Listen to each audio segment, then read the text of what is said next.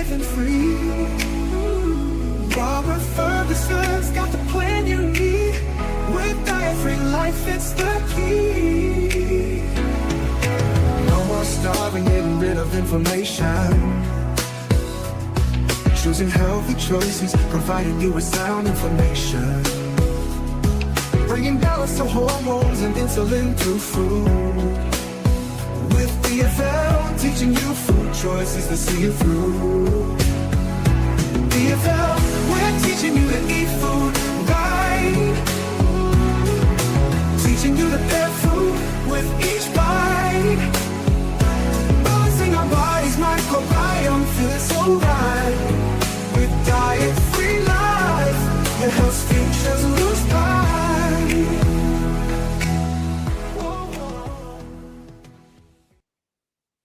What's up, everybody? I am so excited to be here. My name is Robert Ferguson, and welcome to this presentation that is going to blow your mind. Now, if you're brand new to the site, I just want to encourage you to like, subscribe. If you're on YouTube or some other social media and you're catching this, look for a link where you can join us on YouTube. I want you on YouTube. Okay. Now, here it is. Woo! Let me tell you. Okay, let me bring it down. Bring it down. Let me bring it down. And let me open with this question. Or maybe it's a statement. And that is, have you ever heard someone say, they're changing our food? Or maybe you've heard terms like lab-grown meat or precision fermentation or cultured food and wondered, what the hell is that? What does it mean?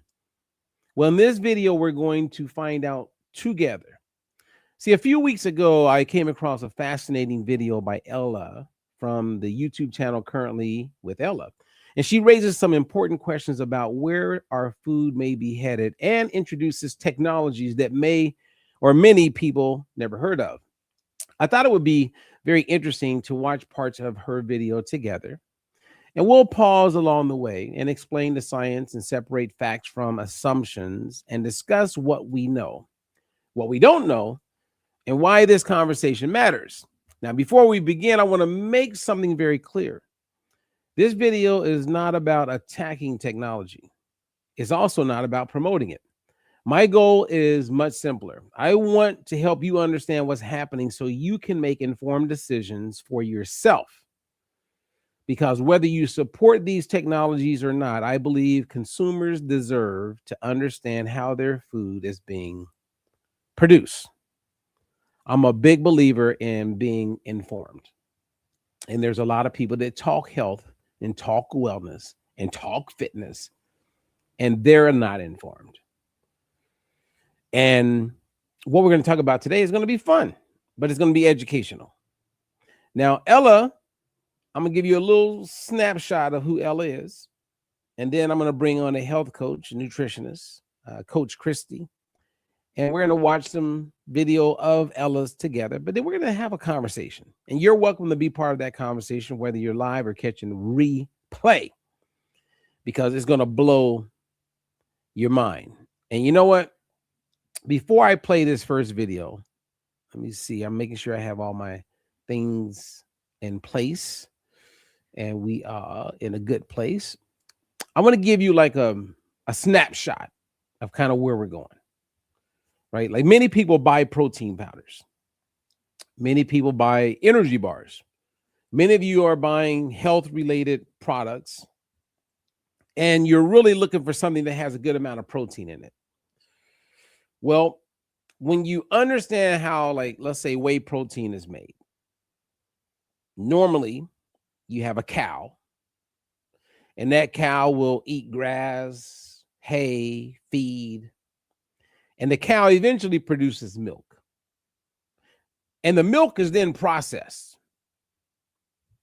And as a result, whey protein is separated from the milk, and then boom, you got your protein powder. You just see it at the store. It looks nice, or you buy it on Amazon. It's all packaged nicely. But then there's something else that's taking place that you're not aware of, and that's what we're going to talk about in this video. You have these microorganisms that are in these vats, and you feed them, or they eat sugar and nutrients. And these microorganisms, they produce whey protein directly. The protein is then purified.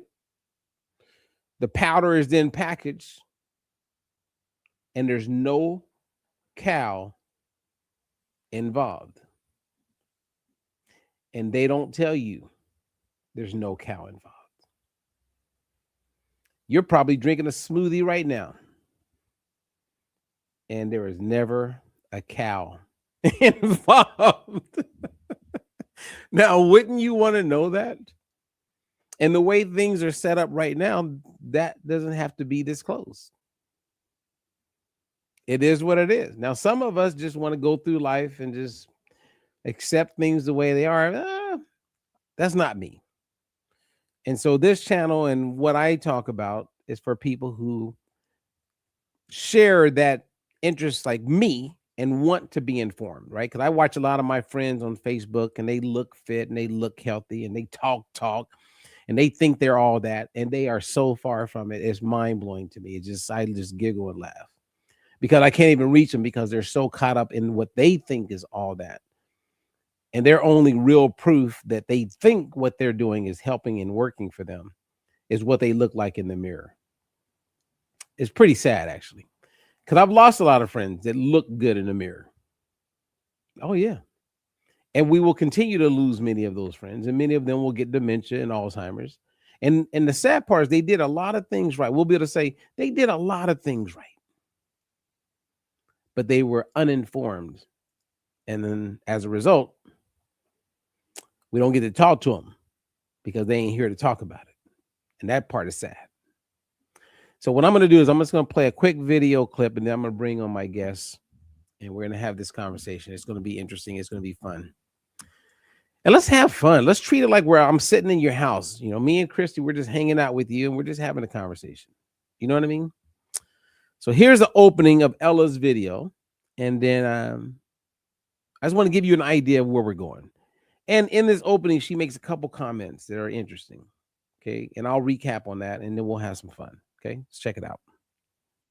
When's the last time we checked the ingredients on our favorite yogurt, ice cream, Oreos? Most people don't, and the food industry is counting on that. Because what's about to be in those products is not what we think it is, and the story of how it got there involves Israel and our tax dollars. Yup, we are quite literally talking goy. Let's get into it. What? What does Israel have to do with our food? Well, you're going to find out. Okay, so I'm going to bring you on, Christy. I'm bringing you from the green room to the front room. Let's go. How you doing? I'm doing just fine. Now, I'm hearing that feedback again, so we know what to do. Uh-oh. So stay right there. I'm going to remove myself.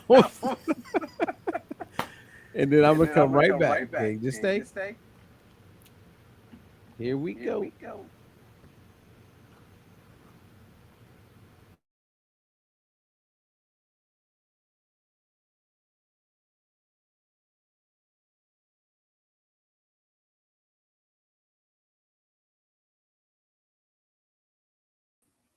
And I'm back. All right. How is it now? It's working just great. All right. Now that was a headache, but you know what? Next time I should have just gave you the mic and said, talk to him for a little bit, and then I'll be right back. Oh, man. Okay, everybody. Thank you. What's up, Sandy? I'm glad you caught us. Did you notice that, Sandy? Let us know as we move forward in this video and have this conversation that everybody would benefit from having or being aware of. But Sandy, let me know. Did you hear that? I had a little pushback with the audio. Then I left, came right back, and now I'm here, and we're moving forward. So give me that confirmation since you caught me early. Okay, everybody. We're going to do a reaction video today, and I have the one and only Miss Coach Christy that's with us here live. And I asked Coach Christy to watch the whole video, which we've provided the link so everybody can watch it. And I just want to What's your initial thoughts when you watch the whole video? One, I was surprised. Um, it just lets me know things that are a lot deeper than what we see on the surface. Mm-hmm. Um, but at the same time, I'm concerned because, contrary to what most people believe, you know, it just further proves what I've been saying for quite some time when it comes to our nutrition. Mm-hmm. And it's really sad as to what's going on because it's not going to get any better. And the bottom line to all of it is people just want to get paid. And they just, they're getting paid off of, our health hardships. And I don't think it's right. It's not. And I think a big part of the solution to helping people is that we got to go right to the people. Yeah.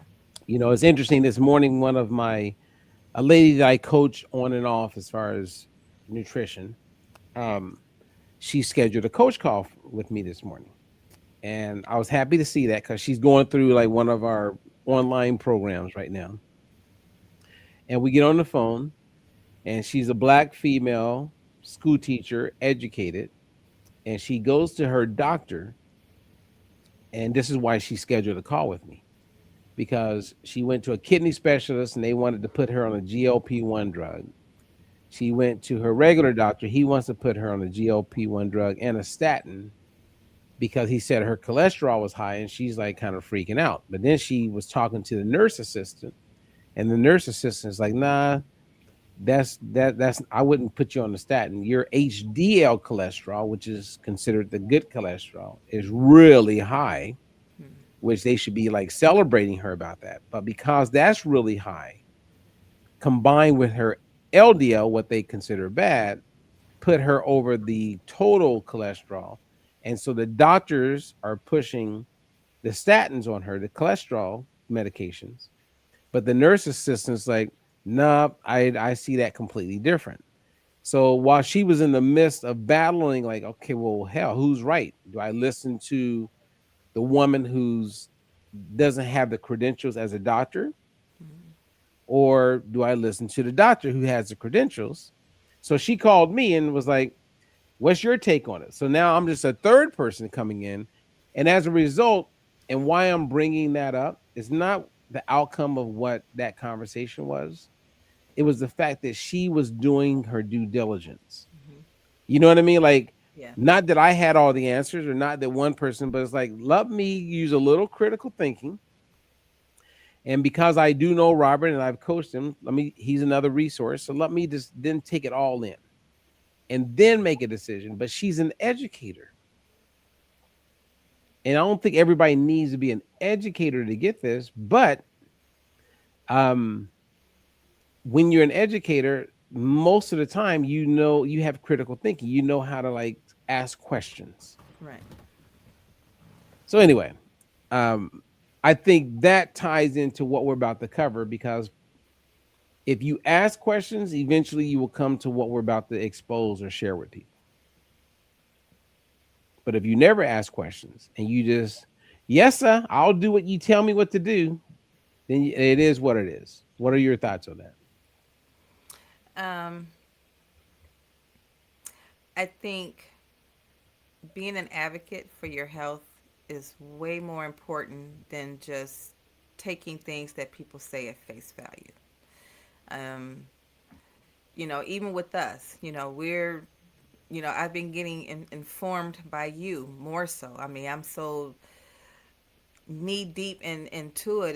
It's like, I don't see how other people wouldn't be, but everybody's not like myself. But just from a common sense point of view, if you care about your health and you want to be healthy, then use what you would say rational dissonance. You know what you should do. Um, Listen to the things that people tell you. Do your own research.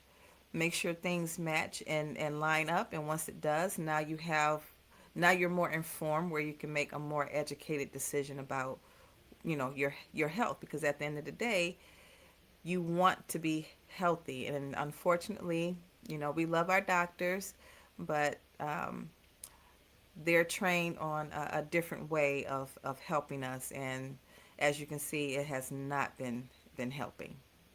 Amen. Amen. And again, we're not here to beat up on you doctors, you know that. But there is a part of me that is beating up on you doctors. And I have no problem with that. I have many friends that are physicians.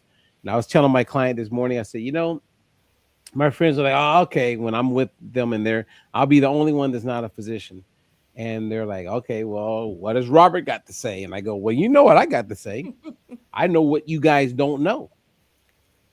And there is very little that any of you, trust me, if you were in the room with me with my friends that are physicians, many of them are like, you guys contribute nothing in this conversation when it comes to health. Because I know what you don't know. And that's not being ego, that's just the facts. Right? Their wives come to me for weight loss. They don't go to their husbands, and not because they're family members. It's like, that's not what they do. They're good at diagnosing and prescribing. D and P. Anyway, we're not here to beat them up. We're ready to have this conversation about what we're going to have this conversation about. And I want to set the stage, you guys, and just think about this. For thousands of years, food, for the most part, came from farms. Milk came from cows and goats. Eggs came from chickens. And many of the ingredients used in food products came directly from plants and animals. Keep that in mind. Because the foods that many of you are eating right now, ingredients and a lot of cosmetics you put on your body, you think are coming from animals, but they're coming from labs. And that is what we're going to be discussing, and we're going to show you. So it's not like we're making this up.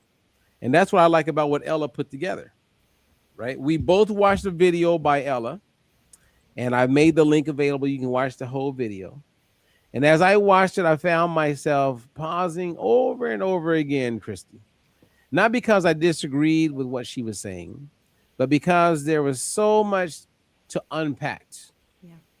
And there were moments where I wanted to explain, or I wanted to explain the science behind what she was discussing. I wish I could have jumped in there. Moments where I wanted to provide historical context, and moments where I thought, this is exactly the kind of conversation consumers should be having. So that's what you and I are going to do in this video. We're going to watch several video clips, or short ones together of Ella's video. We'll pause and we'll have a conversation around it. Some of what you'll hear may be familiar for those of you who are watching, and some of it actually may surprise you. The goal here is to help others better understand the science, the technology, and the questions I believe every consumer should be asking as our food supply continues to evolve. And if you haven't watched any of this video, I encourage you to do so. Again, I've included the link in the description because Ella raises several interesting points that are worth hearing in full. And so that's why I would encourage you to watch the video. So what I'm going to do is I'm going to play the very first clip, and then you and I will begin having our conversation. How's that sound, Christy? Coach Christy, everybody.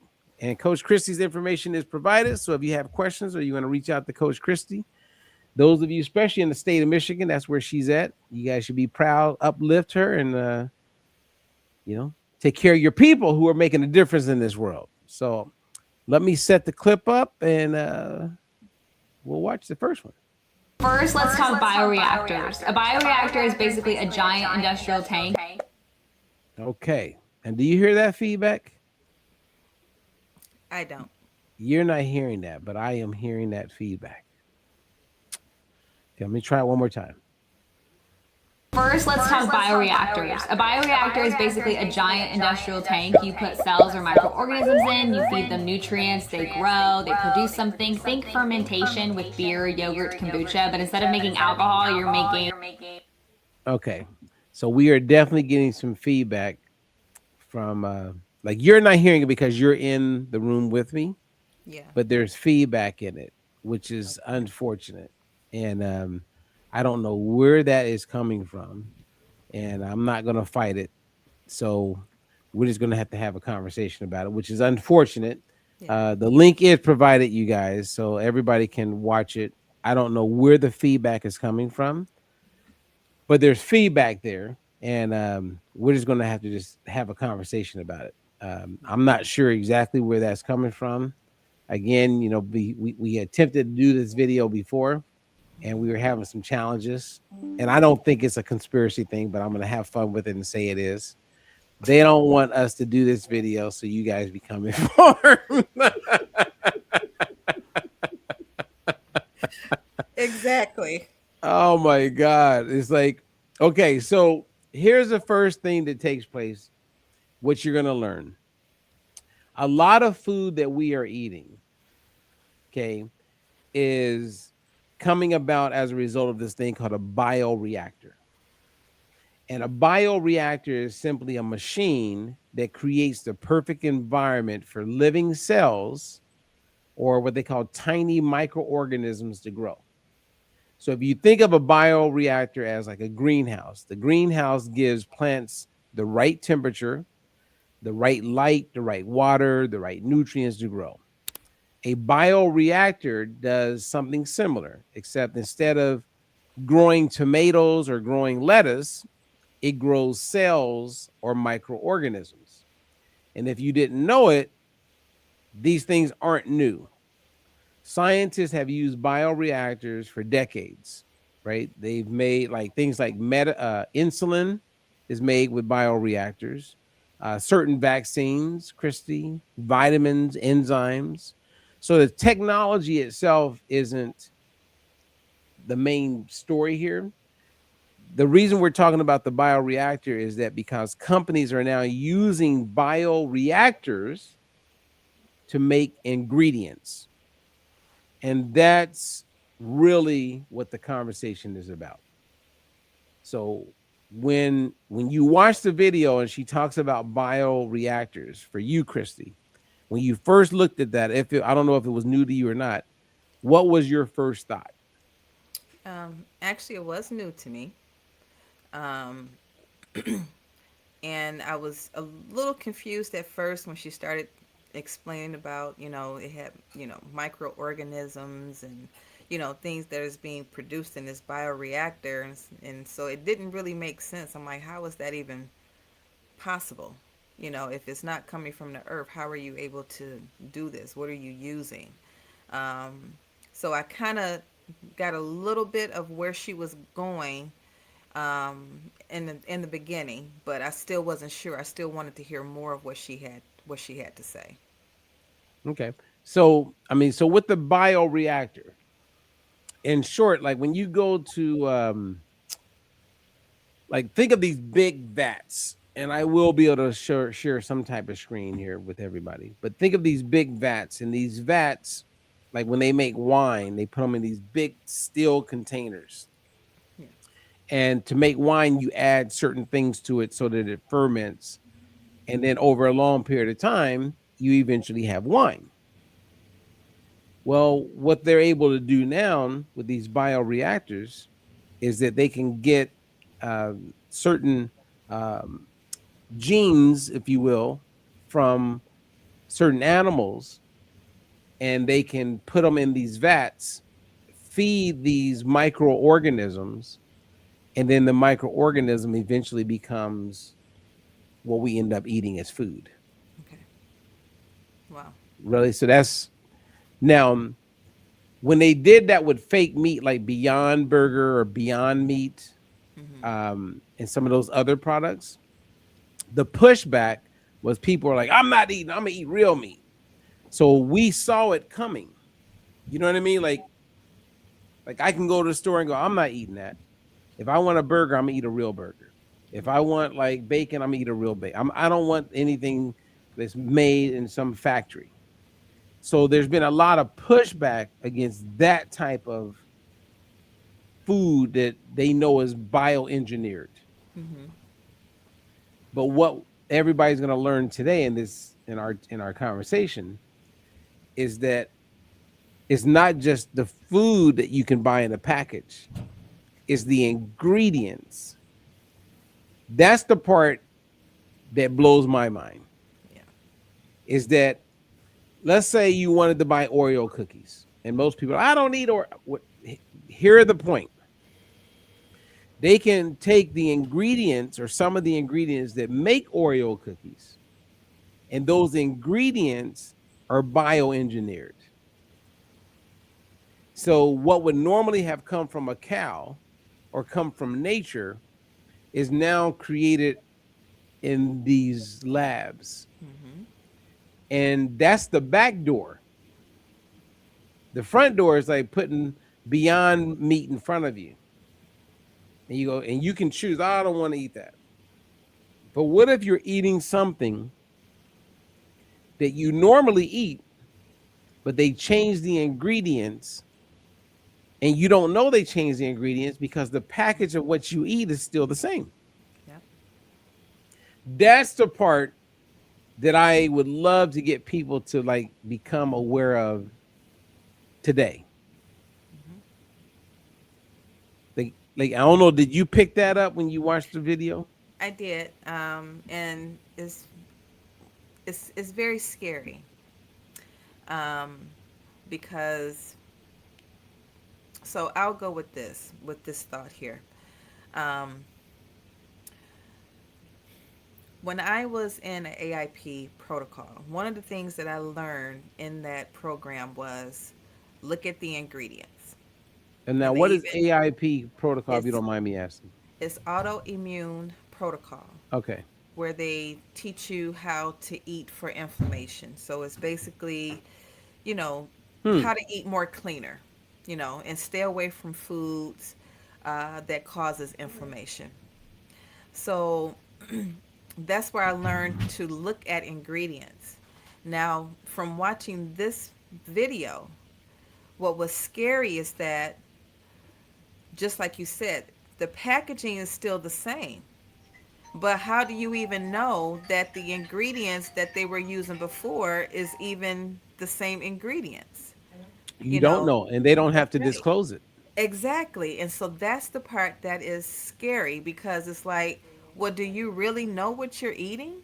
Like, seriously? And you really don't, because of these, and because for us in the United States, they do not have to disclose that to you.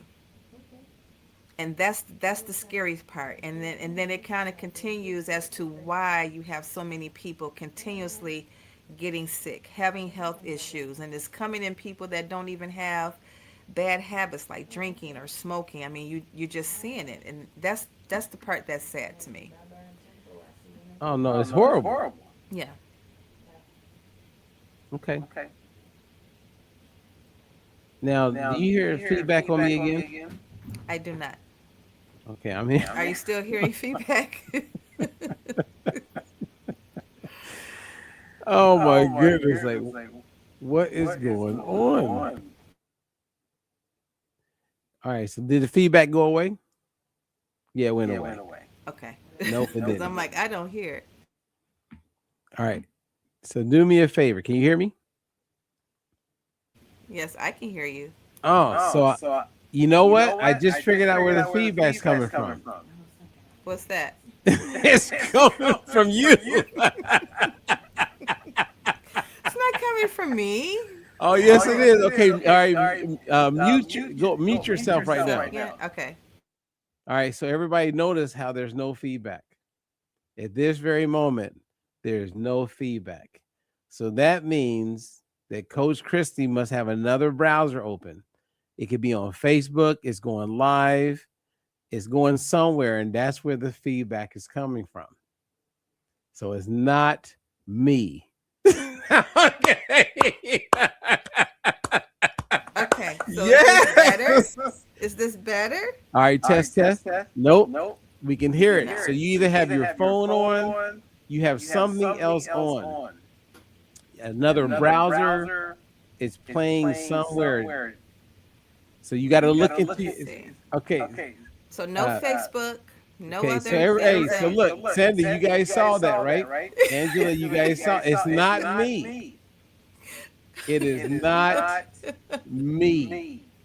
Which is good news, because I was sitting here going. All right. So what you can do is in between when you're talking. Yes. Go ahead and mute, and then when you talk, unmute. Okay. So if you go ahead and mute, then I can actually play the videos. Okay. So I do that. I am, you know what? Like sometimes when you're going through life, you go, is it me? And we'll figure. You just have to be muted. That's all. Yeah, or I can mute myself. But as long as you only unmute when you talk. So I think we figured it out, Christy. We figured it out. Now, someone just asked a question. Does Christy have someone in the house who is watching? Which could be the case. Okay, she says they're listening to me, but they're moving around. So you probably hear them moving around. No, that's not why she's saying it. Okay. If someone else is on, if someone in your house is on the YouTube channel, or someone is watching this, like right now we hear the feedback. Okay. Someone else or some other window, it could be a phone, it could be a computer, it could be whatever. Mm-hmm. Someone in your house, it could be you, someone, because people are hearing the feedback right now because you don't have it muted. Okay. If you mute right now, mute, go ahead and mute. Okay. As soon as you mute, there's no more feedback. Everybody right now, we got all the witnesses. Everybody, it's not just me, Christy. I'm telling you, in your house, in your computer, you could have a browser. It could be an extra browser somewhere. That's where it's coming from. Otherwise, like right now, there is no feedback. And as long as you're muted, there's no feedback. And if I don't talk, and when you unmute and talk, then everything is good. And then you're going to have to mute.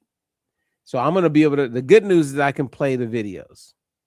Like Angela says, when Robert talks, mute yourself, Christy, or take off the headphones. I don't know if she has, I don't think she has headphones on, but regardless, you guys, we're good. So those of you who are with us, here's the good news. We figured it out and it'll just get better. We'll figure out like where that's coming from. But I'm going to go back because I want to play. There's some videos. The goal is we wanted to do a reaction. So I'm going to play a video. And then I'm going to give Christy a chance to respond to it. And then I'll respond. But here's the first clip from Ella. First, let's talk bioreactors. A bioreactor is basically a giant industrial tank. You put cells. Give me 1 second. So we're going to see what a bioreactor looks like, right? Because that's what we're talking about. And here we go. First, let's talk bioreactors. A bioreactor is basically a giant industrial tank. You put cells or microorganisms in, you feed them nutrients, they grow, they produce something. Think fermentation with beer, yogurt, kombucha, but instead of making alcohol, you're making dairy proteins, meat protein, cocoa butter. No animal, no farm, no rainforest. All right. So that was the first video. Go ahead and react to it, Christy. Nasty. Just nasty. All right. Yeah. So go ahead and hit mute. And remember, just unmute when you want to like interact, and then we don't have any feedback. So that's what a bioreactor looks like, you guys. And a bioreactor, because we're going to talk about a few of them. So let me just show you guys what they kind of look like and where we're going. Is basically we're talking about being in a lab. And inside of a lab, there are certain things that are being created, right? So we're going to talk about what they call cultivated meat, precision fermentation, and what is called cultured cocoa. And if you're like most people, you're probably thinking, whoa, I mean, what the hell? What is this? Well, first you have what they call cultivated meat. Cultivated meat, everybody. Actually, I'm gonna change that. Yeah, see, I like us to be a little bigger than that. Okay, so let me just go over each one of these. Cultivated meat, that's where scientists take a small sample of animal cells and they grow more of those cells in a carefully controlled environment with the goal of producing meat without raising and harvesting an entire animal. So the goal is to grow animal cells, primarily muscle cells, but also fat cells and connective tissue to produce something that resembles conventional meat. So here's how the process goes. A small sample of animal cells is collected. Those cells are placed into a nutrient-rich environment inside a bioreactor, what we're talking about. The cells then multiply. Eventually, those cells are assembled into something intended to look and to taste like meat. So cultivated meat is really cell agriculture. The final product is made from animal cells rather than from a slaughtered animal. So I'm going to pause there because that was a lot.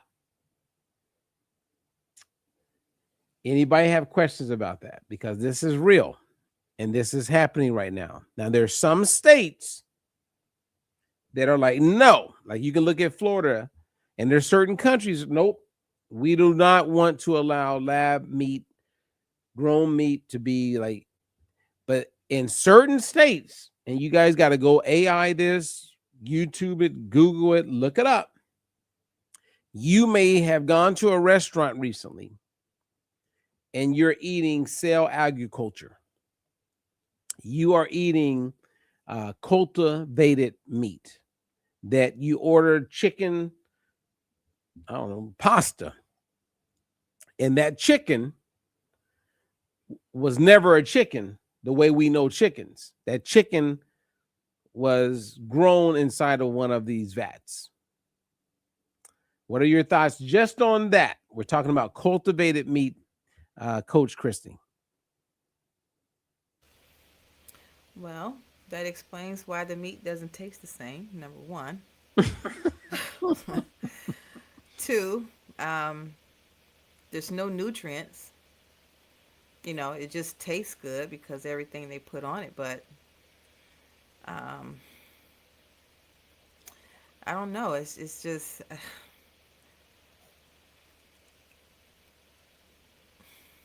I mean, this is happening right. This is happening right now. Yeah, I'm not at a loss of words. I really want to say some things that I really don't want to say on here, but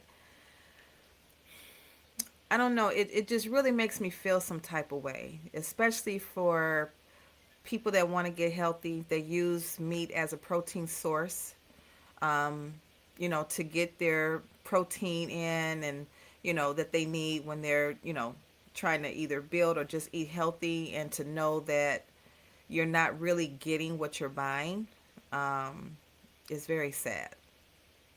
I mean, I'm with you on that, Christy. It's very, very, very sad. And Sandy asked a question: do restaurants have to disclose it? No. Do they have to disclose it on the label? No. And this is one of many things taking place where those who don't have the informed understanding are just going to fall prey. They don't know. And this is one of the challenges I had with my client when I was talking to her this morning. I go, and she's an educator. I was like, as an educator, help me understand how I can help people get this, because this is happening. And I remember, Christy, years ago telling people like about trans fats in 1998. And I felt like I was, and I remember it like it was yesterday.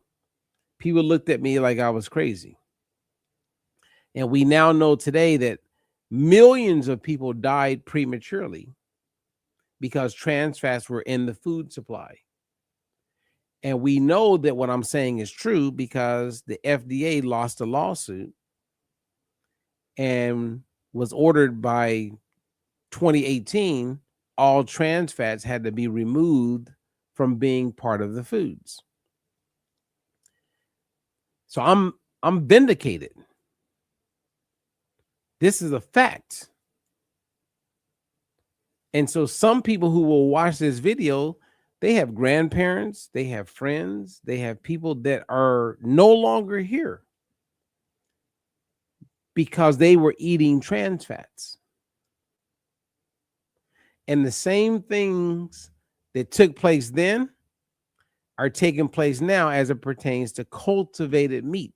The average person has no clue what the hell cultivated meat is. Like none. And that's why we're doing this video. Then you have this thing called precision fermentation. See the one in the middle?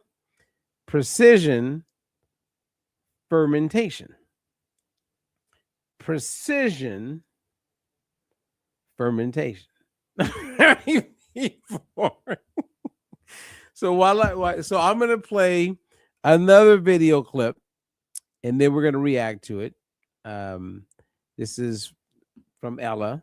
Again, she did such a good job. So let's watch this one. Let me make sure I get it right.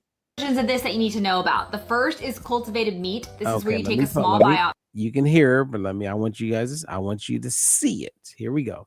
This is Ella.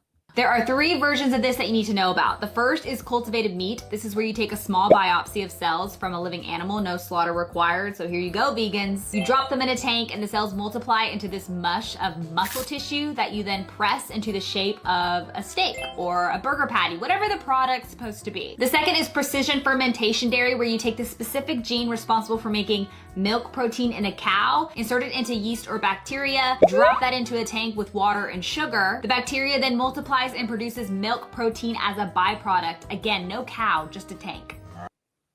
Okay. First, let's talk bioreactors. A bioreactor is basically...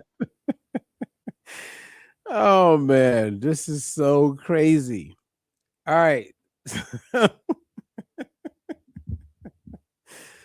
You know what? Look, Christy. Again, so okay. So she mentioned all 3 of them. So we talked a little bit about cultivated meat, right? So let me bring that to so now we're going to talk a little bit about precision fermentation. Now, as we talk about precision fermentation, you heard her kind of mention a little bit about that. So let me just give a snapshot of precision fermentation, and then I want Christy to comment on it. Right. So when you hear precision fermentation, feel free to take notes, rewatch this again and again. But instead of growing animal cells, right, what scientists do is that they use microorganisms again. And they use things like yeast and fungi, and they program these things to produce specific ingredients. I want to really highlight that. So don't think about like the cultivated meat where you get a hamburger patty. I want you now to think about ingredients that would make the hamburger patty, or ingredients that could be in your energy bar, or ingredients that could be in mayonnaise that you buy, or ingredients that would be in ketchup, or any other product that has ingredients, right? So the scientists, when it comes to precision fermentation, they use microorganisms such as yeast and fungi. Stay with me. And they program these things to produce a specific ingredient. So what do I mean by specific ingredient? Like dairy protein, for instance. And dairy protein is normally found in milk. That's what we're talking about. And when you have precision fermentation, then you can replace what would be milk now with something that was created in a vat. And there's a whole bunch of people, like I mentioned in the very beginning of this video, that are buying protein powders. And it may say whey protein, but it may not be coming from a cow. It may be coming from these microorganisms. And they don't even have to tell you that that's where it's coming from. Now, it could be a good thing because maybe molecularly it's all the same. What are your thoughts, Christy? Boy, that's I would say this one is probably the heavy hitter because a lot of the foods, especially when we're cooking, we're using milk and dairy products. And we're even being bombarded with the things that we're cooking that we're not even using the right stuff. I mean, the way I looked at that when she was talking about the milk, I'm like, so we're drinking fake milk? I don't even drink milk anymore, but it's just the point that these are the things that we are consuming. Now, I have a question for you before I go with my next thought. Baby food, baby formula.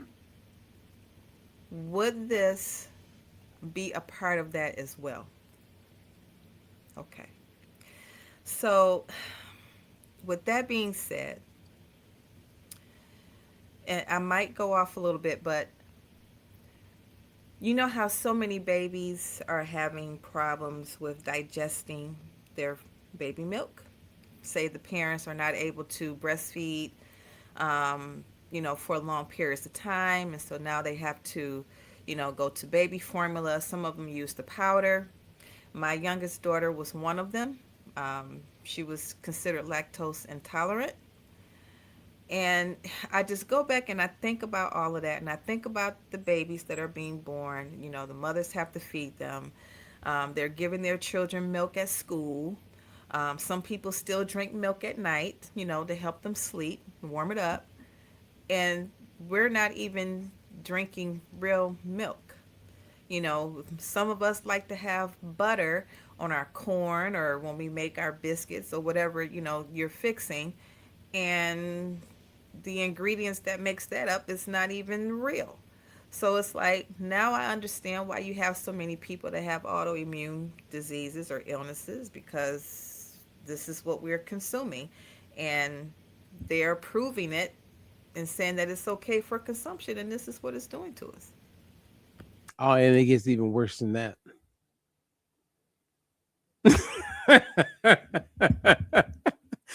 Because you have this big divide where you have people who they're so far from understanding what we're talking about. They just don't know. They don't know what they don't know. And they're running around thinking they know. And they're promoting things that they just don't know. And that's a whole nother rabbit hole. I don't want to take everybody down, but we're on the right track. So let me just address a couple of questions. Sandy asks, how do we protect ourselves? Well, you protect yourselves by being informed and listening to what we're talking about. That's number one. All change and all protection begins with awareness. I'm a big believer of that. Angela says, as we were talking about different things like cultivated meat, does it look exactly the same as real meat? Yeah. I mean, you go to certain restaurants, Angela, and guess what? You're in Beverly Hills, where it's extremely far, like liberal left, like a freedom, blah, blah, blah. You're eating stuff you have no clue. None. They don't have to disclose. What do I need to say, Christy, to get people, or Angela, hear me? Is you're eating, some people are eating it today and don't know and will never know they ate it. I don't know what the next word, I don't know how to help you. That's the truth. Look it up. Then I want to highlight, big up Mr. Robert and Coach Christy. Love the message. Well, thank you, sir, or ma'am. I'm not sure. Thank you. We appreciate you. Thank you. Thank you for being here, and thank you for supporting. Sandy says, I'm beginning to think when I'm traveling and the hotel has hard-boiled eggs, they always seem gritty to me.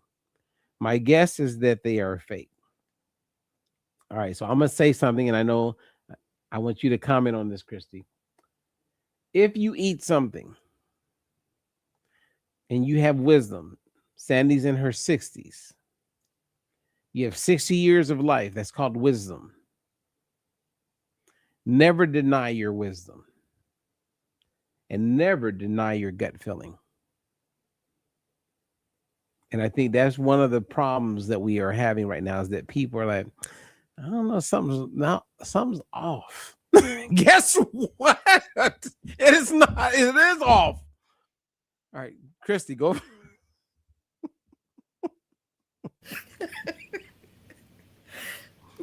Yeah, you're right. It is off. Absolutely, 100%.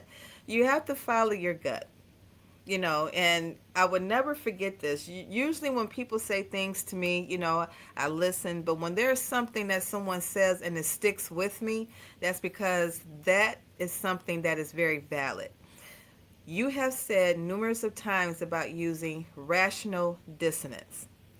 You know it, you see it, you know it's right, but you're still choosing to do something else. So use that. If it's not right, don't eat it. When I have went places and I've traveled, certain foods I will not eat. I just, it's not even a question. If it doesn't look right, I won't eat it. If it doesn't smell right, I won't eat it. That's just the sad thing. Again, going back to what I said before, that's just the sad thing about our food supply, and these are the things that we're faced with and that we have to consume. And if a person is not using their due diligence and paying attention, and like you said, being aware, being informed, you're just going to continue to go down that same rabbit hole of doing the same thing and expecting different results, and it's just not going to happen. It's going to get worse. Amen. All right, now you're and just so you know, I don't know, look on the screen. Do you recognize this person? Okay, so they're letting you know that yes, you mute yourself, and we'll figure it out, Christy, because you and I are going to be doing ongoing calls, and so thank you. So there's something we got to figure. There could be. Trust me, I've gone down this rabbit hole. I totally get it. And to back up what Coach Christy just said, back in the day, if you look at history, if you went to a restaurant in 1913, you would get your meal, and the average person in 1913, they would look at their meal. Now I'm saying this because before they ate it, they would look at it, and they would do this. They would smell it. Because a lot of food was rancid. And there's a lot of snake oil. Where do you think snake oil comes from? People would smell and they would look. If it wasn't something that they made at home, they didn't just go in blindly and just started eating. They weren't as trusting as we are today. They would do the things that they could do to make sure that, hey, I'm not eating something that potentially could be harmful. And that's what Christy just mentioned, you guys. Is like, we got to listen to ourselves, trust ourselves. I may take a bite of something and then go, something's off, and I'm not going to keep eating it. I'm good. And that's when, and people go, oh, you're like, bougie. Like, okay, I'm bougie. but you're the one with all kind of health problems, because I am not going to just eat whatever. And I learned a long time ago is that when I go to someone's house, I need to like that person. If they're going to give me the food, I need to know that they're putting love and their energy is right. I mean, all of this stuff really matters. I mean, it really does. So let me bring back to the stage, because we have briefly talked about cultivated meat. We just talked about precision fermentation. And I'm going somewhere. For those of you who are here, you better stay here, because we're going to show you where the future is. And now I want to kind of like tap into cultivate, or not cultivated, Jesus. Yeah. Cultured cocoa. And this one touches my heart, because I like chocolate. I'm a fan of chocolate. My number one seminar for 30 years is called Wine, Chocolate, and Weight Loss. So I like chocolate. And this one touches me. It touches me like deeply, because, and I'm going to keep my eye on it in a big way. So I'm going to share this, and then I want Christy's thoughts on it. And then we're going to go to our next clip, our video clip that we want to react to. So here's the goal. The goal is not to make chocolate in, well, how do I say this? There's a traditional way that they make chocolate, and it goes back to growing cocoa trees. Now, researchers are growing cocoa cells with the hope of producing cocoa ingredients using much less land and water. That's very important in order to have these trees to make cocoa. Now, while these technologies are often grouped together in the media, they're actually solving different problems and using different approaches. This is what I mean. I think understanding the differences helps us to better understand the conversation. And here we go. The microorganisms, often yeast, fungi, or bacteria, genetically are programmed to make a specific protein or another target, what they call molecule. For example, companies can engineer yeast to produce things like whey protein, casein, which is like what you get with cottage cheese, egg white protein, heme protein, enzymes, vitamins, specialty fats, right? So the microorganisms are not simply making what they call amino acids, which are the building blocks of protein, right? So instead, they use amino acids as living organisms to build proteins. So think about your body, for instance. And this is going to make sense, I promise you. You eat amino acids, which you get from protein, right? Chicken, fish, steak, bacon. I mean, they're even in broccoli. Your cells then assimilate those amino acids into proteins. So once you eat these things, you have all these amino acids.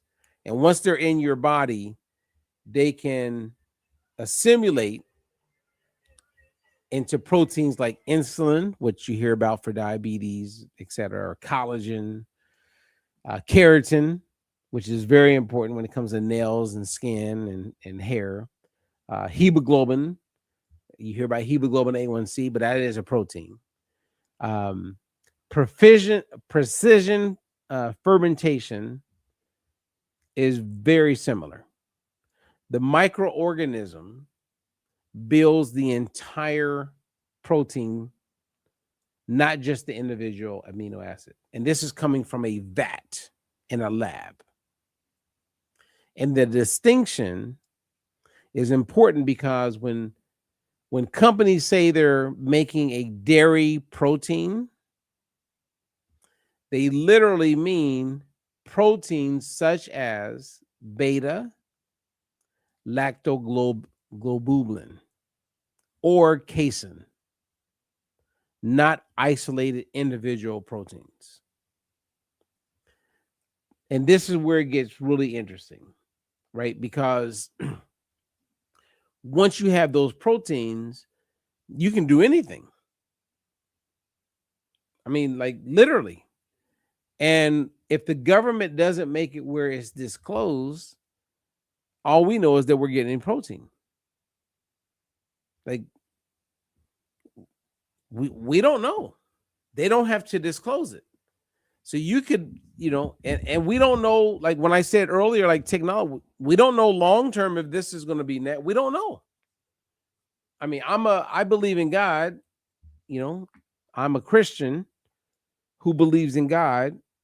And when I say that, it's not saying that as like from a religious standpoint, but from a place from I believe that our human body is designed to do what it does. And I feel like sometimes with some, not all, but some of the technologies, we're trying to be God. So before I go to the next part, I want your thoughts on that, Christy. No, I agree with you on that.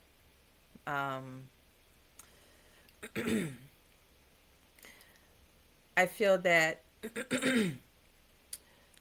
when it comes to technology, we're great. Like, so I was just having a conversation with my mother not too long ago, and we were talking about this, and there was it came from a show that I'm watching. I don't know if you've seen it. It's called Alone.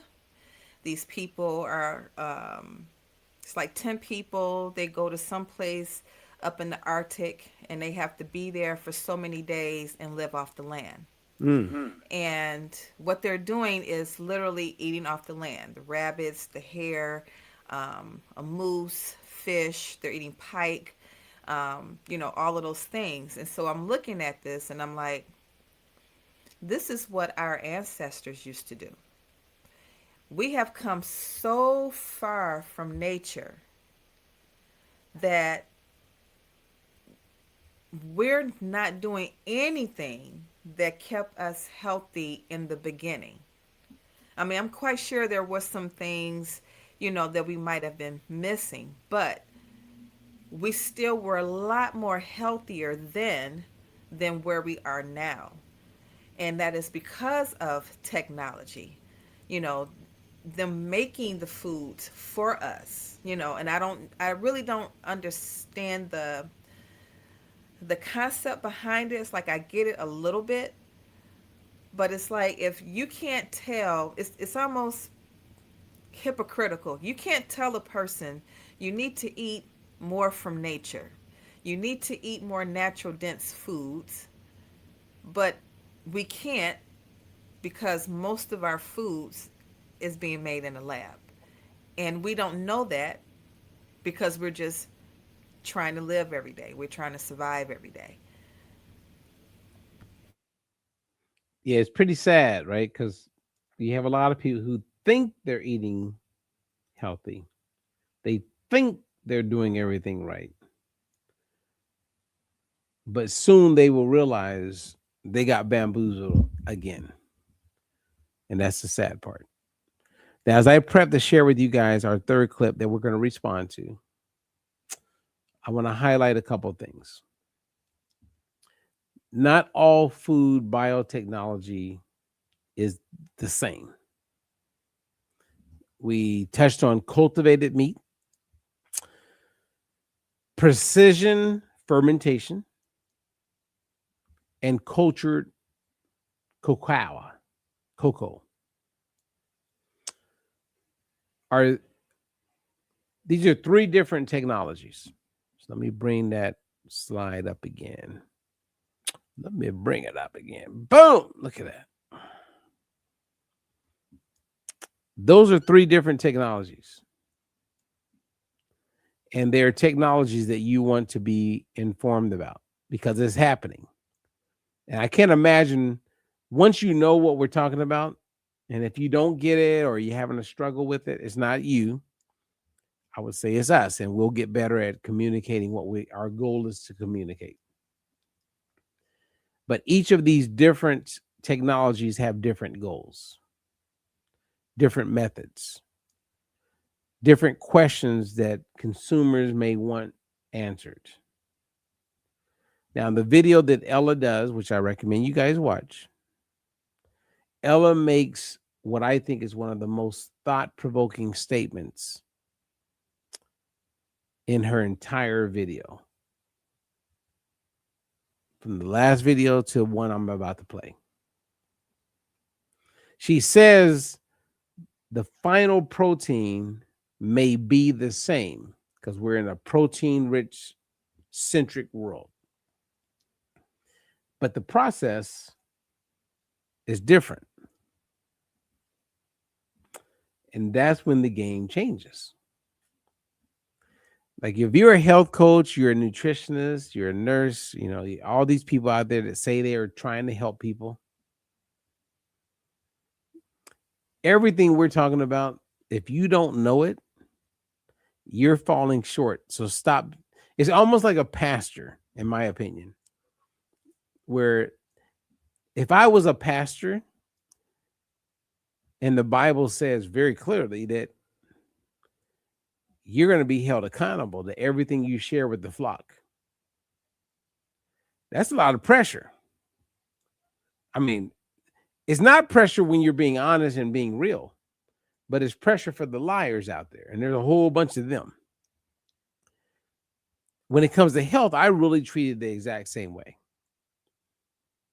Like as I've learned over the years and discovered things that I recommended that weren't right, or even though the science changed and I became more educated, I felt bad. I wanted to go back to every client I've ever had and let them know, like, I wish I could, I wish there was a way I could say, hey, I made a mistake. Or what I believe to be true then is not true. You need to know this. Like I remember recommending at one point in my career, grapeseed oil. And grapeseed oil is very rich in linoleic acid. And linoleic acid is extremely inflammatory. So there are women and people that I met years ago that remember me saying, hey, grapeseed oil.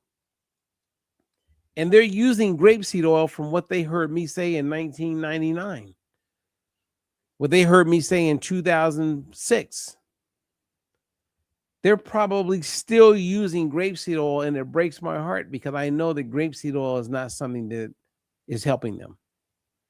If anything, is potentially harming them. But I can't reach all those people. And some people go, well, what? And I go, hey, I recommended it, but I know the truth of what it is. So do I just be like most people and just don't bring it up and don't acknowledge it? Don't eat crow? I'm all about eating crow. I don't like the taste of it, but if I'm hungry, I'll eat it. And to me, when I use that analogy, hungry means I want to progress and I want to improve and I want to be better. So I'll eat the damn crow. But I'm just saying that I wish I could go back in time and help those people because they may not follow me. They didn't have YouTube back then. So anyway, let me move to the third clip that we're going to watch. Let me get it set up. I may play it, and then we're going to react to it. And boom. That this is the same thing as the real version. You know, that the cells are real, the proteins are identical, it's just a more efficient process. Well, that's their framing, not mine. Because something grown in a tank is not the same thing as something grown in a field or a farm or a rainforest. The end molecule might be similar, sure, that's debatable, but the process is completely different, and we deserve to decide what we put in our bodies. She says it right there. We deserve to know what we put in our bodies. What's your thought about that, Christy? No, I agree 100%. We should know. So we once we start to understand, our bodies become more in tune with our bodies and what we're putting into our mouths, then yeah, we should know what we're eating if the goal is to be healthy. I I agree. agree.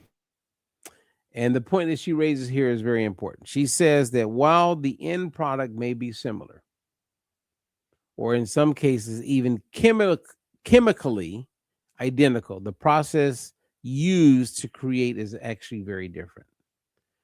And that leads us to an important question. Does the process matter? I think most people will say, well, it depends. Well, let's think about it. Many of the foods we enjoy every day are created through a process. Yogurt is made through fermentation. Cheese, I love my Wisconsin cheese, is made through fermentation. Bread is made with yeast. Beer and wine are fermented. Even chocolate goes through a fermentation process before it reaches the store. So the idea of using microorganisms to help make food is not new. What's new, okay, everybody hear me on this. What is new is our ability to guide those microorganisms to produce very specific ingredients. That's a significant advancement in biotechnology.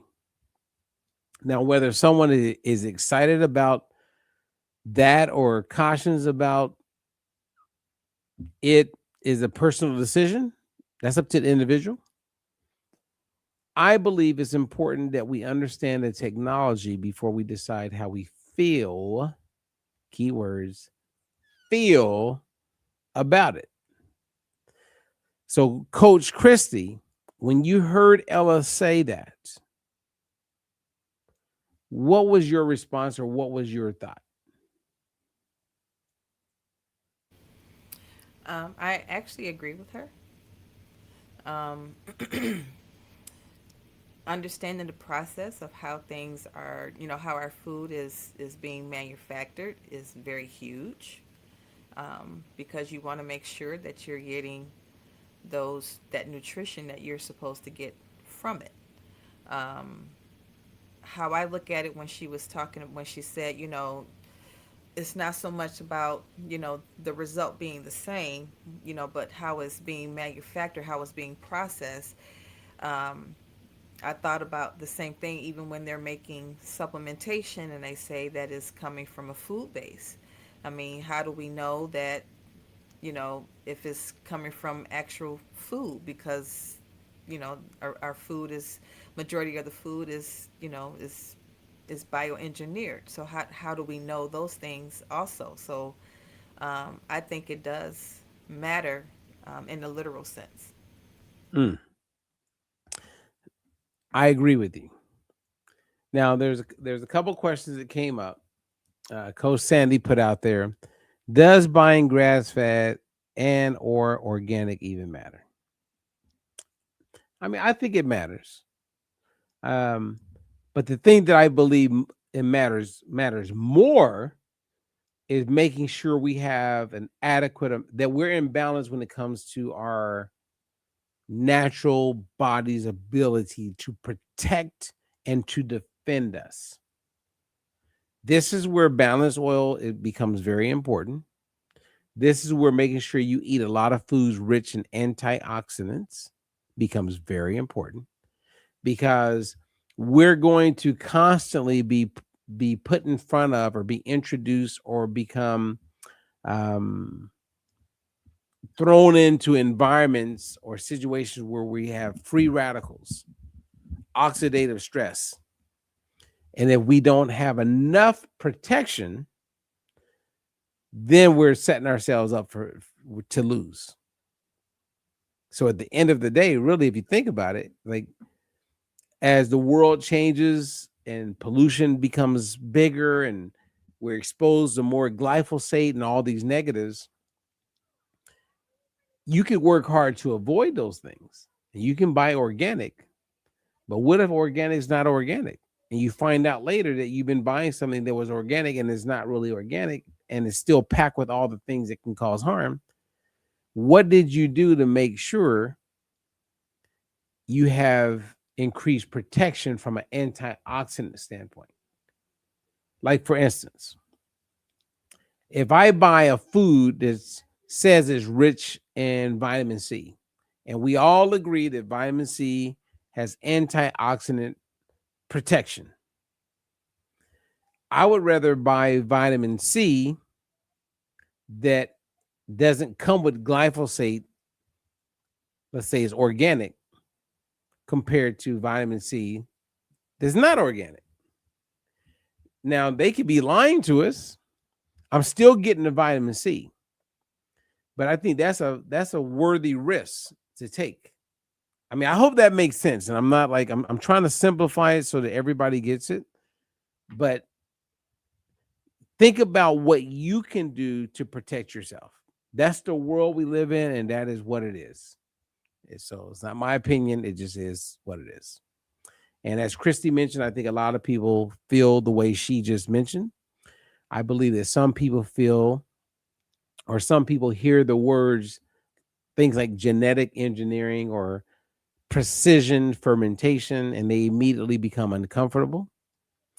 Others see it as scientific innovation. Trust me, there's a lot of people like that. For me, neither reaction is unusual. The important thing, again, is to separate emotion from understanding.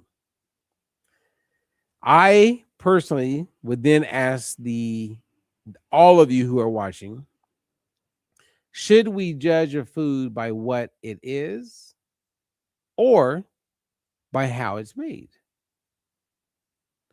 That's the question that each of us needs to answer when we're aware of what we're talking about. And then I would introduce something that almost nobody discusses. Here's something that I think is worth considering, right? So throughout history, every major food technology, and there's been a lot of them, has met with questions. What do I mean? Pasteurization, canning, freezing, microwave ovens, even genetically modified crops. Some innovations became widely accepted, others remain controversial. So maybe the better question isn't whether this technology is new, but maybe the question is, what evidence do we have that it's safe, nutritious, and beneficial for long term? And as a nutritionist, that's the question. That's what I'm interested in for me. So I'm not against it. I'm not for it. As I mentioned in the very beginning, it just is what it is. I just want to be better informed. So I'm going to play a fourth clip, and let me set it up, and then we're going to react to it. Number 4. Here we go. Companies we've never heard of that are already in or almost in our food. The top 3 precision fermentation dairy companies in the world right now are Perfect Day, Remilk, and Imagine Dairy. 2 out of the 3 are Israeli. Just keep that in mind. Perfect Day, an American company out of California. It's already on shelves with Brave Robot ice cream, Modern Kitchen cream cheese. Their whey protein is in commercial food products right now. We've probably walked past it without knowing. Whoa. That was pretty deep, actually. I found that to be like, I'm like, wait a minute, wait, what? All right, go ahead, Christy. What's your thoughts on that? What jabbed my attention on that was the fact that they are Israeli companies. And I don't know if you're going to touch on this part here, but when she was speaking about they, over in Israel, this is, they're also using these products as well. They do let the public know what it is that they are consuming. But over here, they don't. Mm-hmm. And so I was a tad bit troubled by that because, again, as we've been speaking the whole time, it's this rabbit hole that we're going down, having food, thinking that we're getting healthy, being healthy, and there's a possibility that we're not because of how the food is manufactured. And the fact that you have food coming from other countries that we don't even know anything about. Most of us don't even think that far in investigating or researching. We don't know what we're getting from there either. So that was the troubling part for me. One of them, too, is the fact that it's coming from a whole nother country. And they can disclose those ingredients, but they can't do it here. Okay, so for those of you, so this is not a beat down on Israel. It just so happens that 2 of the 3 companies that she mentioned are from Israel. And in Israel, they disclose certain ingredients that in the United States, they keep it hidden. That's the problem. And it could be Israel, it could be the Netherlands, it could be Russia, whoever. The thing is, why are you letting people in Israel be aware of the ingredients? And it's very front and center, and they can choose if they want to eat it. But in the United States, we just let's just sneak it in. That's where the problem is. Now, some people don't care. They would have no interest in this conversation that we're having. And that's, I would say, the majority of the country that we live in. Most people are reactive and they're not proactive. The difference being people who are proactive are people like myself and Christy and many of the people who like this channel, because we're all about what can I do to optimize today and every day of my life. And some people go, well, I'm that way too. No, you're not. You're reactive. You wait until you have a disease. You wait until you have a problem. You wait until things are going south, and then you want to do something about it. If you were proactive, you still be watching this video. Now, if you're proactive, trust me, you're someone who that's why you hear me saying this, right? A person who's reactive would not be watching this video this long. So we are reaching out to people who are proactive. Our goal is to get more of the people who are reactive to learn the importance of becoming proactive. So we're not beating up anybody. It just is what it is. There's nothing else to say. It just you go have a cookie crumbles. All right. So these are the companies, if you want to write them down, that we talked about. She mentioned 3 companies. These companies, and there's quite a few. It's mind-blowing. Like there's a lot of companies based in Israel that are playing a big role in how food is being manufactured and delivered in the United States. It's I don't even know where to start. I just say, watch her video. She touches on it, but there's definitely room for a very deep dive. And what I've learned, Christy, over the years is that a lot of companies outside of the United States will use this United States to make their real money. Like if you look at a company called Novo Nordisk, they created a product. They created many products, but one of their products popular today is Ozempic. And the majority of their income is based on how people in the United States respond and are buying into this product, Ozempic and Wegovy. And other companies are following it. So you take a Germany-based company who doesn't really sell it in Germany, but created a company to sell to people in the United States. You take an Israeli company, and there's a whole bunch of them that are in this type of technology. They're not selling to people, I don't know, 6 million people in Israel or whatever that number is. And we got 340 million in the United States. They're selling to people in the United States because we are the goal, in my opinion, we are the gullible people.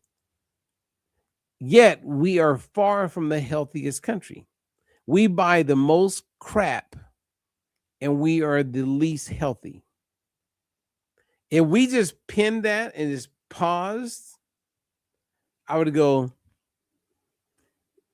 a lot of your answers are right there. And for like, it'd be different if, here's where it'd be different. I like your thoughts on this, Christy. If people in the United States on average live to be 120 years old with quality of life, then it would make sense why we take all the stuff and we do what we do. But we are not living as long and we don't have the quality of life. So even though we're doing more and even though we claim to have all the answers, we are nowhere near living as long as the people who don't have the money or the technologies or the gyms and the Whole Foods. What are your thoughts? No, I totally agree. As you were speaking, I was thinking about the people that are in the blue zones. And those people aren't the most wealthiest, but they're very healthy people and they're living longer. And so one of the things that I think about and I feel other people should think about is, where are we going wrong and what should we be fixing? You know, as an individual, what can we do? What do we have control over that we can do to better and be better? You know, when you look at the insurance companies, and I just want to say this, I'm bringing things up, but it's no bashing towards any person or entity, but it's just something I just want people to think about. When you look at the insurance agencies, you know, they ask you certain questions. They already predict how long you're going to live, which comes into your term life insurance, whole life insurance.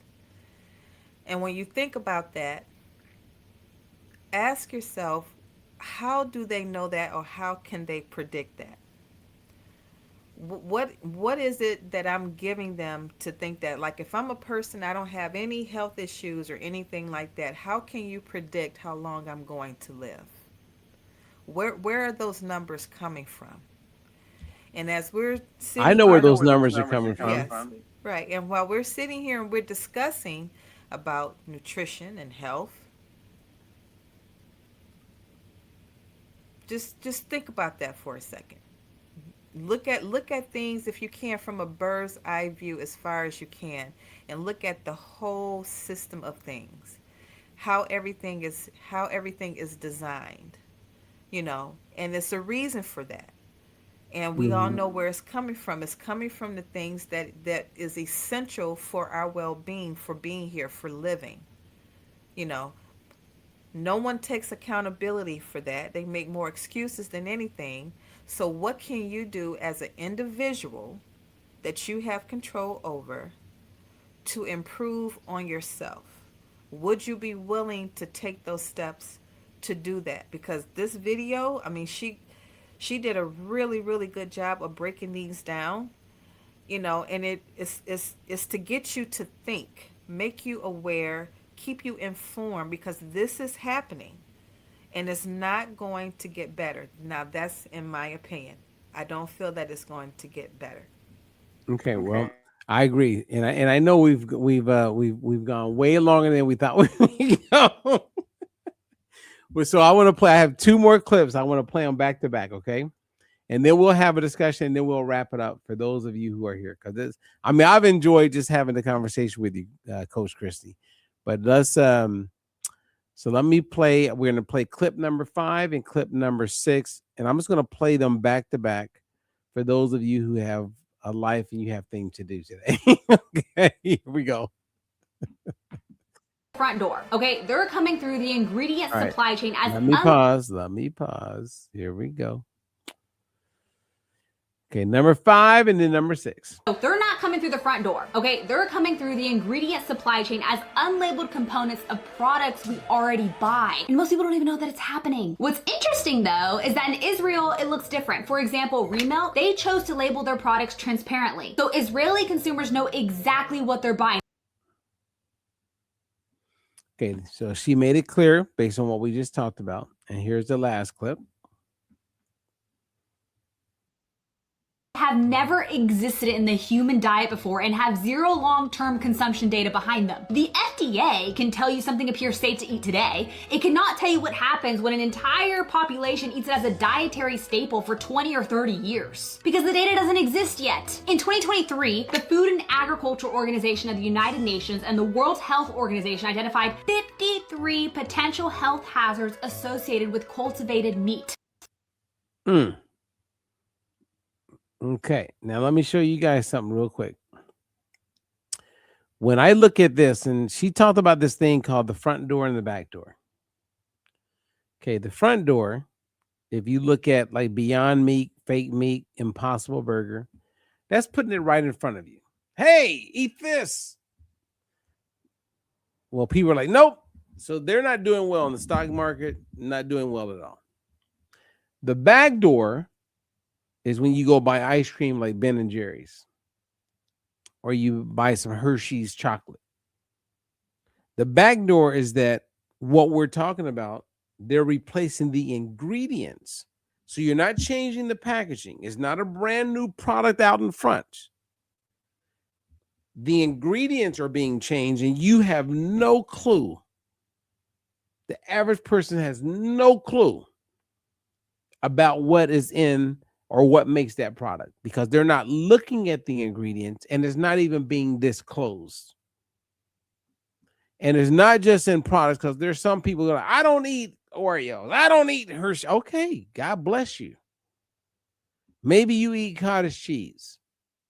Maybe you buy an all-natural, organic, vegan protein powder. Maybe you buy hot chocolate and make some cocoa. It's in those ingredients. And if you, I don't really eat, okay. It could be in your beauty cosmetic products. It's in some of the products you get from a medical standpoint. It's in products that you're using to clean the house.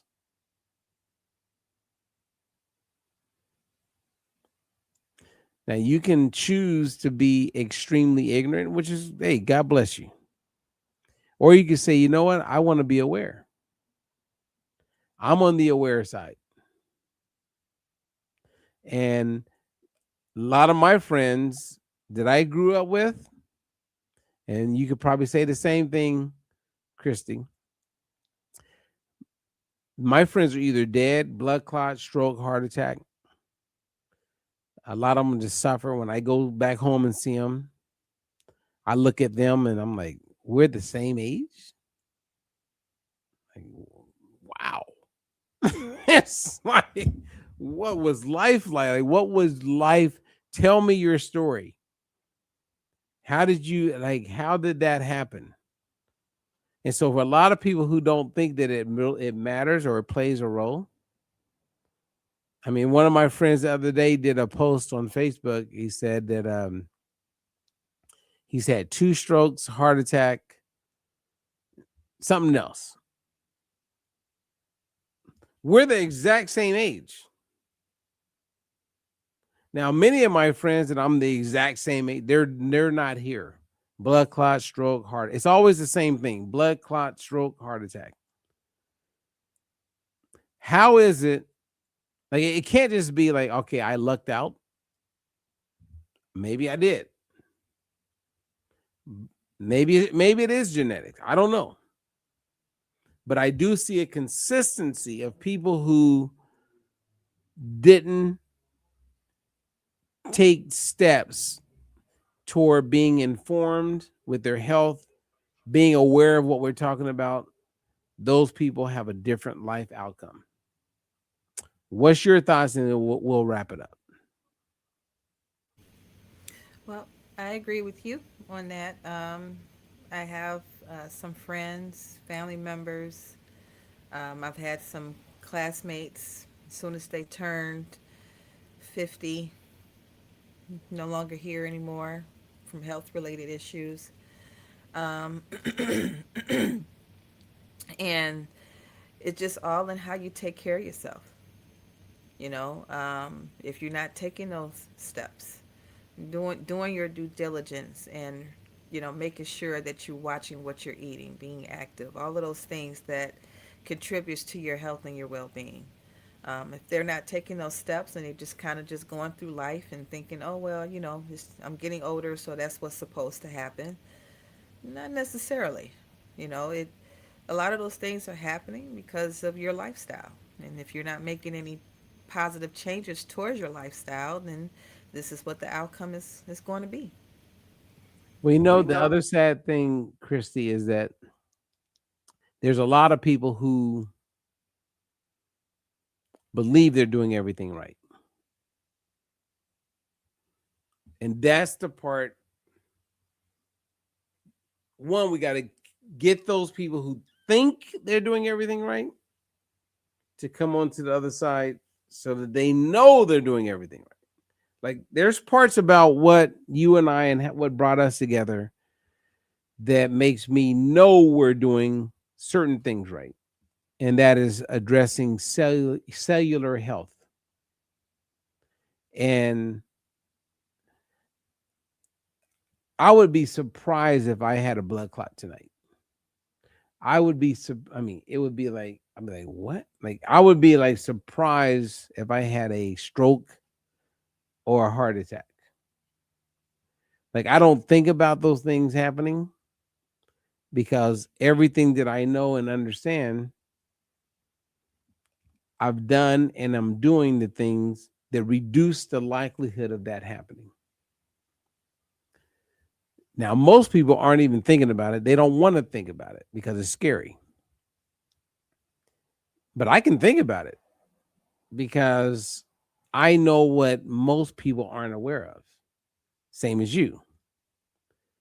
So if it happens to them, there's no surprise in me because I know that on a cellular level, they are far from optimizing personal health. So regardless of if there's 1,000 Israeli-based companies, which I don't really give 2 cents about, that's all a money thing. I know what I'm doing. And if you're healthy on a cellular level, you have added protection. Doesn't mean that you aren't that it couldn't happen. Doesn't mean that it couldn't happen. I mean, it could happen to anybody. But living in a life where I'm all about, like, how do I reduce the likelihood? It would be a surprise to me. What about you? No, I agree. it's all in how a person thinks. Like, I don't want to get too deep, but I've ran into people that, they feel they're doing the right thing. They're checking all the boxes. They're eating healthy. They're exercising. They're doing all of these things. Yet only to come and find out that they're actually dealing with some type of underlying issue that they didn't share. And Mhm. so it's like, then my question becomes, okay, so if you're doing everything right, then why do you have this? Why do you have that? So And going how do back those to, people respond to that? they don't hear me. They're not hearing me. You know, um, part of my background is herbs. I know a lot of things about herbal supplements, which I would like for us to do something about that. But to go into what I was going to finish saying is, when you understand those things, but you start to get to understand nutrition a little bit more. Now you know what to do to change that. It's the mindset, trying to peel back those layers. And some people, they just want to go with what they're on.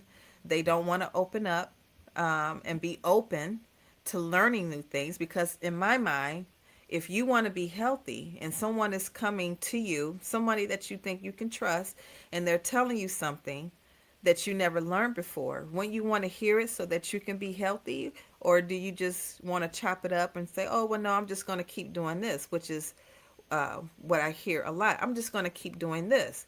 And I'm like, yeah, but it's not taking you anywhere. It's keeping you in the same spot. You're still dealing with the same issue, and nothing is changing. So what I say now is, if what you're doing is not changing your outcome, it's not helping you. And you can't get it any plainer than that. So let me ask you, have you ever met someone who is like, let's say they're very knowledgeable about fitness, or they got the biceps, they're like, yeah, I'm all that, and they can't hear. You ever meet someone like that? Yes.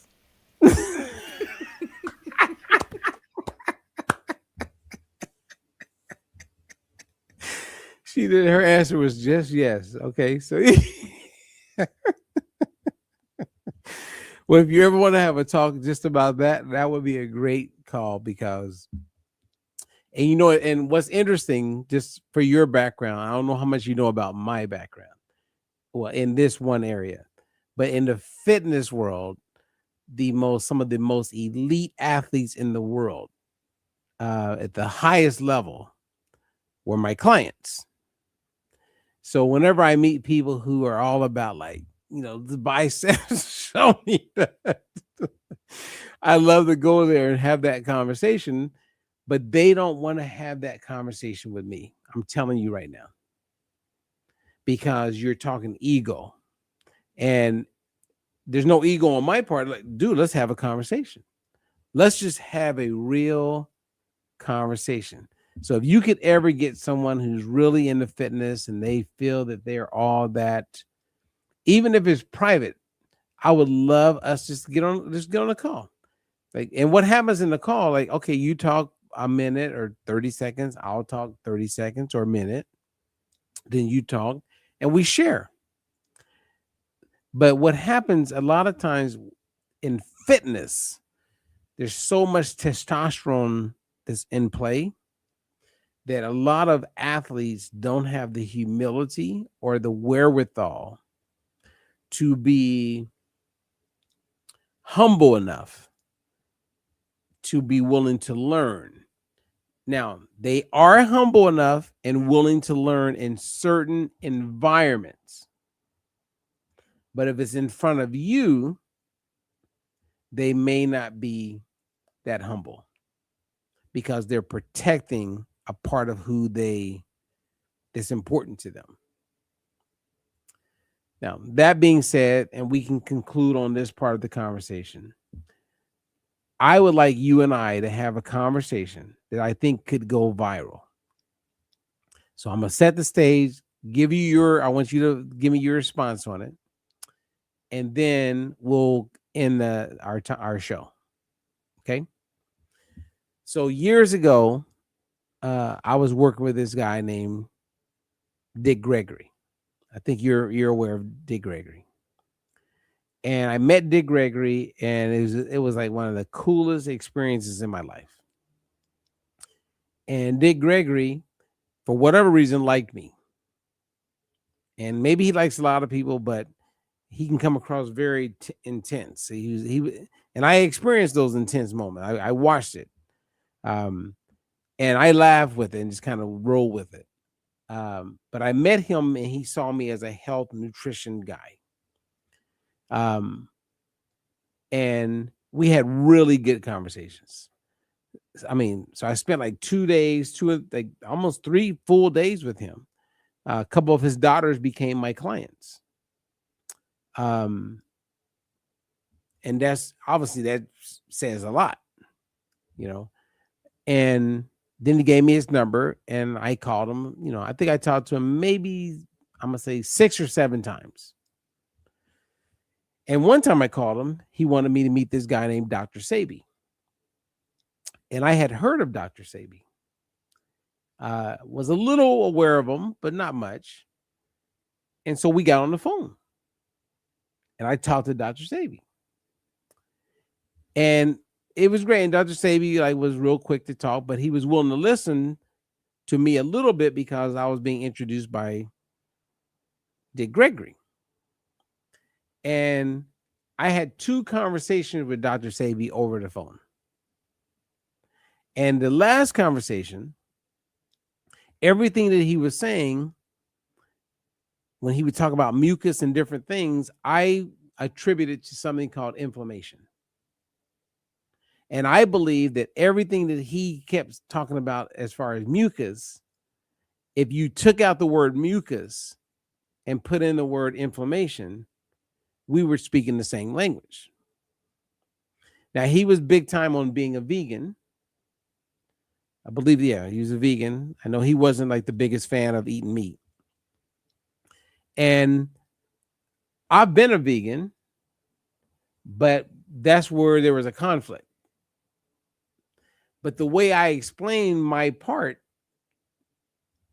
he seemed to be receptive to it. Now, I wish I had it recorded, but I don't have it recorded. And it wasn't that long after that he is no longer with us. And I would never go back to that part, but what I would go back to is the role of inflammation and what he referred to as mucus. That was the common denominator. And where a lot of people completely miss life and things is they think you need to be a vegan, which if Dr. Sebi was on the call with us right now, I'll be like, I disagree. And I'm confident to debate even with his, with him or whoever. And I'm not even like Mr. like pro meat guy, but I'm just saying, like, there's too much evidence that it's okay to be a vegan and it's okay to eat meat. Like, I think you can make both work, but the world we live in is most people are so pendulum focused where it's like everything goes to the left or everything goes to the right. And I'm more of a middle ground guy. And just look at the truth for what the truth is. So anyway, I think that would be a good conversation for us to have. And I think from a credibility standpoint of the fact that I spoke to him and that I've learned a lot about his work and a lot of the people who follow him and bring clarity to it without being disrespectful, which I think is very important, because so many people acknowledge the work that he did, and I can acknowledge it, but I also have an opinion. I'm not a stool pigeon. I'm not just sitting here just following you just because you believe. And I came across that way with the Dick Gregory, and the same as with him. I mean, as much as I admired and wanted to create a relationship with Dick Gregory, I wasn't there to just agree. And you've known me long enough to know that's not how I roll. And I'm okay to be proven wrong too. And I wasn't proven wrong in my conversation with Dick Gregory or with Dr. Sebi. So what are your thoughts on that? I think that would be awesome. because I have a lot of family members. I even have some friends that are diehard Dr. Sebi this, herb that, and it's like, that's those things do have value if you understand what their usage is. But if it's not nutrition, because even if you're doing that, you still have to eat, then is it really doing what it says that it's doing? Think about that for a second. You have people that have made claims and say, oh, yeah, it does this. And I'm like, and I'm sitting here because I've been informed now. And I'm like, no, that's impossible. What else are you doing? What are you eating? So not going down that rabbit hole, but it's, you got to start asking questions. So I think that will be fantastic because it's really big in our community. And when I All say right. our community, you know what I mean by that. Yes. So the way I see it right now, and you and I can go back and forth on this, is maybe it's beyond Dr. Sebi. Not in a negative, like putting them down, but just beyond. Like there's a next level of understanding that you guys didn't understand. And so I think we should do that because even Dr. Bernard, or not doctor, but Bernardo, who I got to know very well, who I can show pictures of me, him, and Dr. and me, Bernardo, who was 113 at the time, and Dick Gregory. There's pictures of us together talking. We talked for hours. And Bernardo died at 114, right before he turned 115. And he was a friend of mine. I have video. I'm at his house. I'm like with him all day. And me and Dick Gregory talked a lot about him. And I bring him up because his daddy was a herbalist in New York. So for me, the blessing was, okay, herbs, Bernardo, born 1901, dies in 2015, 11 years ago. Wow, that was, yeah. I got pictures, herbalists, applied a lot of that. You got Dr. Sebi, you got Dick Gregory, you got myself, who's I think is more like, I was totally outside of their scope because they were all leaning toward veganism and all that. And I've been a vegan and I was a vegetarian at one point, or I was a vegan at one point in my life. Discovered I would prefer to be a vegetarian. I like fish. And now I'm okay with people eat whatever. I just show you how to do it the best way.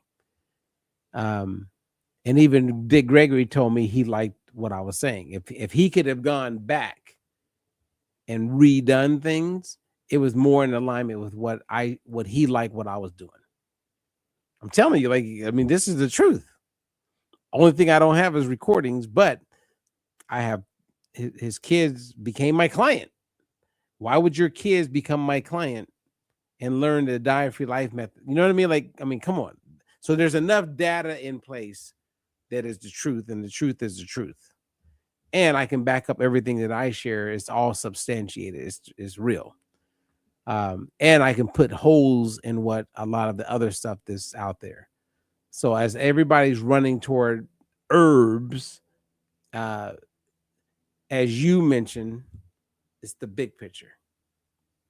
So we could do a talk, and I think we could do it within an hour where everybody would have a better understanding.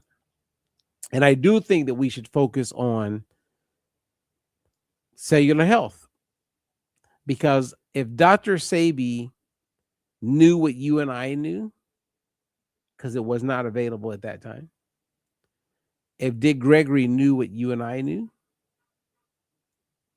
they would 1000% be on board, because you can't argue it.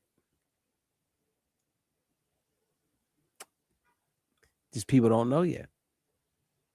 So Let me give Coach Christy the last words, and then we'll end our time together. And thank you guys. See, I like talking for 2 hours. I'm like, I could do 3-hour talks like Joe Rogan style. Like, any last words you want to give Coach Christy? No, I hope that the information that was shared today was something to for you all to think about, take into consideration when it comes to your own health. And I hope that, we were able to share something that actually helped you. Okay, well, she put it right there. And a lot of you guys are chasing all kind of devices. You're chasing band-aids. You're out there chasing all kind of just stuff. And God bless you, because I know you mean well and you want things to, and you're like, well, who am I? Well, you know what? Have a conversation with me or have a conversation with Christy, and let's see the truth for what the truth is. There's a lot of people out there just selling crap. And unfortunately, because you guys don't know better, you buy it. And I say that because as a person for 31 consistent years of doing the work that I've done at the highest levels that you can do this work in the world of health and wellness and metabolic health, if people came to me selling what you guys buy, which they do, I don't buy that. So why do you buy it and I wouldn't buy it? I mean, I don't even know how to answer that, Christy. It's like, why would I buy it or not buy it, but you guys buy it? It's kind of like buying a house. If I went to a realtor who's a really good realtor, they wouldn't just buy any house. So why is it that a really good realtor wouldn't buy just any house? Because they're really knowledgeable in that space. When it comes to health and wellness and well-being, I'm very knowledgeable in that space. So some of you will buy peptides and you will buy things. Well, but I wouldn't. So why would I not buy it? You don't think I want to optimize health? Of course I want to optimize health, but why do you buy some crap that I would never buy? And that's my specialty. Do you think it's like ego? It's not ego. If I can live longer and live better and be better, do you think I wouldn't buy it? I mean, that's Christy, that's the part where I go,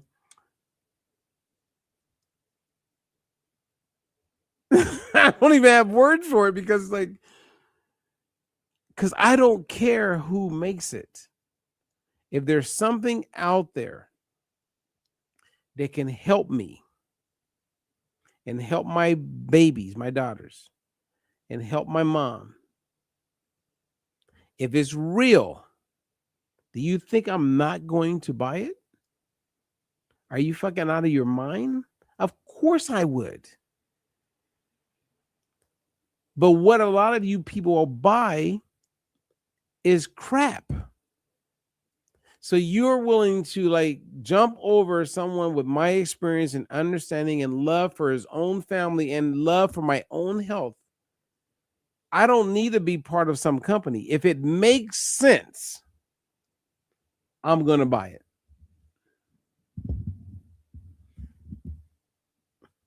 I did not want to. I wasn't looking to buy balance oil. I wasn't. Why would I?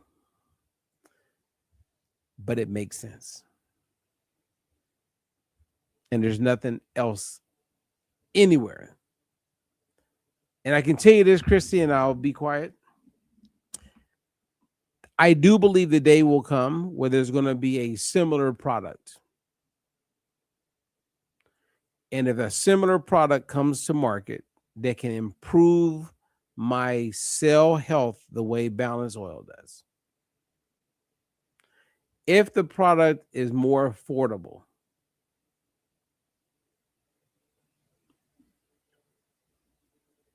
I may be using it. I'm serious. I may recommend it. I'm compromised because I am a partner of Zinzino, and they're the only ones that have a product that can improve on the cellular health that I know that it does. So that's why it's there, and it aligns well with the life and my business and what I'm doing. But if there's 20 different products that can do the same thing, I no longer have a business as far as it pertains to Zinzino. For me, not everybody, but for me. Now I could probably and I can say, hey, there's other products. If the price is right, I can still probably be in it for a while. But if products come out that are like $25 and Balance Oil is $47,